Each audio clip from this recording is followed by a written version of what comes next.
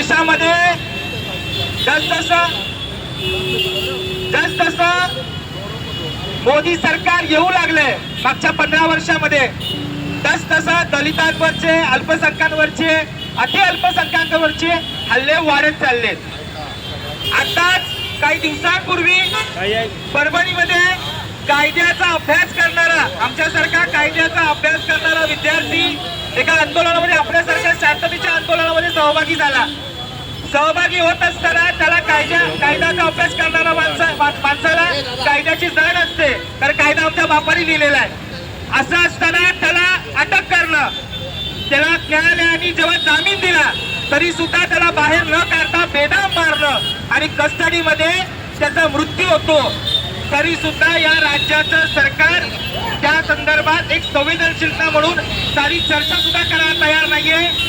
या केंद्राचं सरकार चर्चा करायला सुद्धा तयार नाहीये आणि मानवी हक्क आयोग सुद्धा याच्यावर सुमोटोचा अधिकार वापरून काही बोलायला सुद्धा तयार नाहीये, ऍक्शन घ्यायला तयार नाही. या सगळ्या यंत्रणांचा आम्ही पहिला जाहीर निषेध करतो.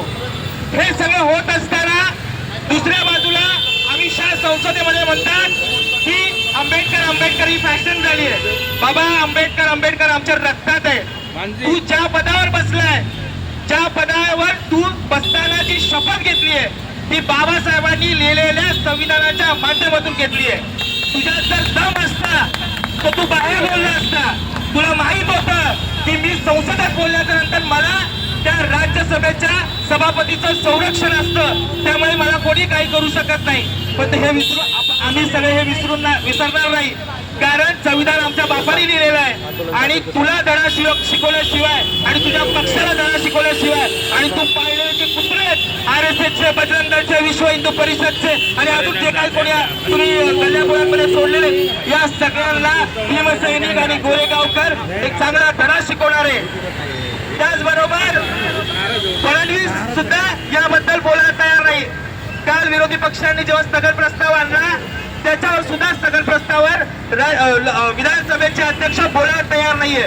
जेव्हा माणसं मारली जातात तेव्हा सुद्धा स्थगन प्रस्ताव येतो आणि असं असताना सुद्धा त्याला ह्याची काळजी वाटत नाही. ह्याच्यावर आपल्याला कळतं की पुढचे 5 वर्ष किती भयानक पद्धतीने होणार आहे. 2014ला जेव्हा 2014 संविधानाच्या मार्गातून जेव्हा फडणवीस सत्तेत आले होते त्यावेळी सुद्धा दलित हत्याकांड वाढला होता आणि आज सुद्धा तेच घडतंय. त्यामुळे या सगळ्या लढ्यामध्ये आपण गोरेगावकर म्हणून विविध राजकीय, सामाजिक संस्था, संघटनेचे प्रतिनिधींनी आज जेव्हा इथे एल्गार पुकारला आहे आणि तो एल्गार हा आपला आवाज या महाराष्ट्र सरकारपर्यंत गेला पाहिजे आणि ही एकजूट तुम्ही सगळ्यांनी दाखवली आहे कालच्या एका फोनवर. त्यामुळे तुमच्या सगळ्यांचे मी आभार मानतोय.